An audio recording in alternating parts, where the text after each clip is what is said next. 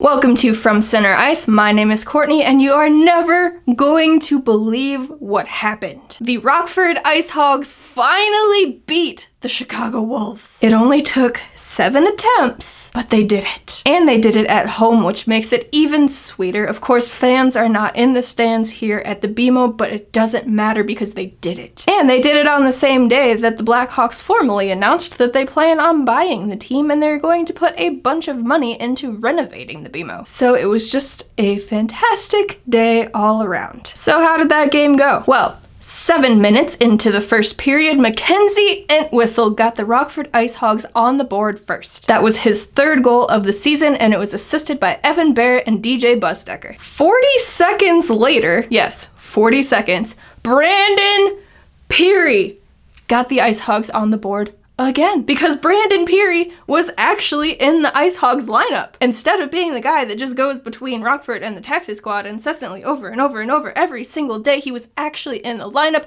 and what do you know? He scored in the first period. Because that's just what he does, especially against his former teams. We had to see that a lot when he was with the Chicago Wolves and playing the IceHogs. You always just kind of assumed that when he came into Rockford while he was with the team from Rosemont that he was going to get a hat trick and make you feel terrible because he used to be your player, now he's on the other team, and he just keeps scoring on you. Speaking of scoring, he added another goal in the second period, but not before the Chicago Wolves got one on the board to make it 2-1. Of course, the IceHogs had the 2 and Chicago Wolves had the 1, so it was still okay, but when you let that team start scoring, they just kind of keep going, especially against the IceHogs. But like I said, not to fear, Brandon Pirri got back on the board, made the game 3-1 in favor of the IceHogs. His first goal was assisted by Josiah Slavin and Lucas Carlson, who was traded. His second goal was assisted by Nicholas Beauday and Josiah Slavin. Ever since Slavin ended his college career and signed his pro contract and came to the IceHogs, he just keeps racking up the points, and it is so beautiful. Speaking of points and scoring, roughly 7 minutes after Brandon Pirri's second goal of the game, he added a third. That is a hat trick for Brandon Pirri. That made the game 4-1 in favor of the IceHogs. I made a joke on Twitter that when he was with the Wolves, you always expect him to come in and score a hat trick on you, like I said earlier in the video.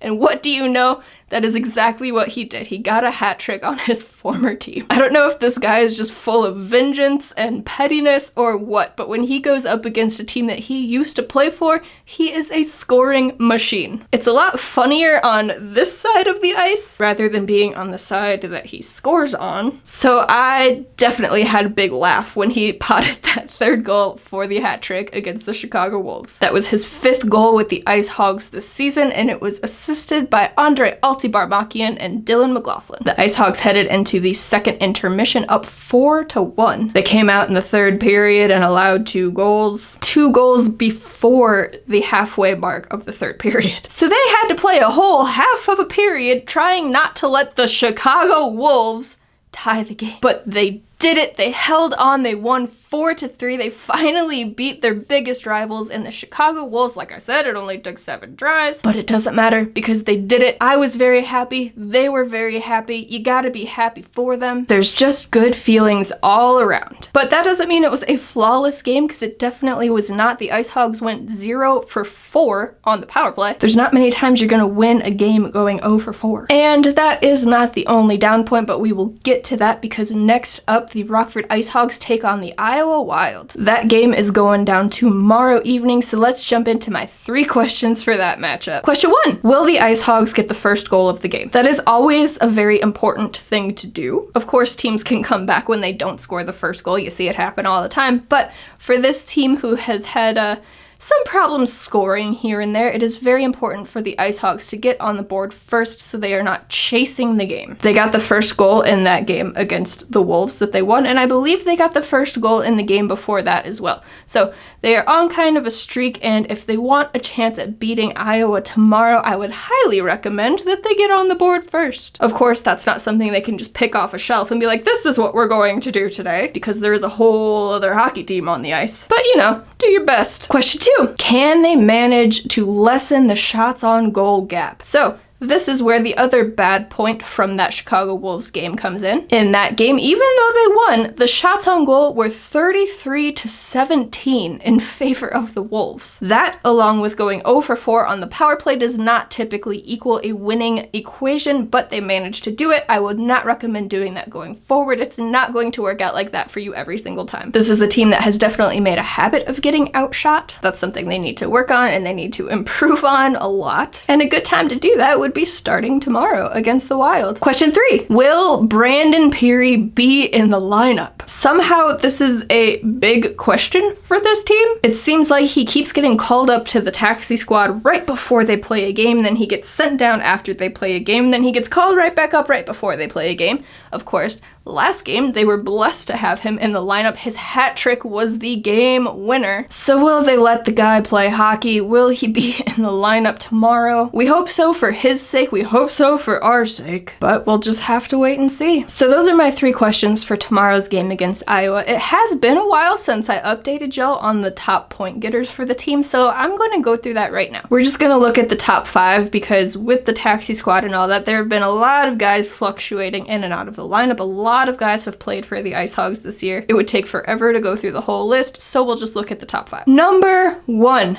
Defenseman Cody Franzen. In 18 games played this season, he has 4 goals and 10 assists for 14 points. He's been one of the most reliable guys on the ice. Of course, he is the veteran on the team. He's on that first power play unit, and he's just been having a pretty good year all around. I am very happy that the IceHogs brought him back this year, especially with such a young roster and a very young D-core. They can learn a lot from him. And of course, the team also has Brian Campbell on staff, so this young defensive core can learn a lot from both of those guys. They both had long careers in the NHL. Cody Franzen obviously still playing, but he's in the American League. He's sort of thought of as a player coach, so it's important to have him back there. It's important for him to have a good year, you know, lead by example. So I'm happy to see him at the top of this list. Number 2, Mclaughlin. In 16 games played this year, he has 4 goals and 9 assists for 13 points. He started off the year a little bit slow, but once those points started coming for him, they just keep coming for him. It seemed like once the IceHogs went to Grand Rapids and stole those 2 games in overtime with Mclaughlin getting both overtime winning goals, that sort of heated up his season for him. And since then, he's just been all over the ice making plays. Number 3, Evan Barrett. In 20 games played this year, he's got 4 goals and 8 assists for 12 points. It's his first professional year coming out of college. He's looked effective. It's taken him a little bit of time to get used to the American League and the pro game, but he's been pretty effective all over the ice, and he's starting to really rack up those points now, so it's going to be interesting to see how he ends this season and also how he transitions into next year. I'm fairly sure that we will see him again in Rockford. I'm sure he'll get every chance out of camp to see what he can do and see if he can make the NHL, but he still needs some seasoning and some development time, so I will be happy to have him back in Rockford next year. Number 4, Chris Wilkie, the short-handed master. In 14 games played, he's got 6 goals and 5 assists for 11 points. The IceHogs have 3 short-handed goals this year, and they all belong to Chris Wilkie. He was a free agent signing out of college, didn't know what you were gonna get with him, and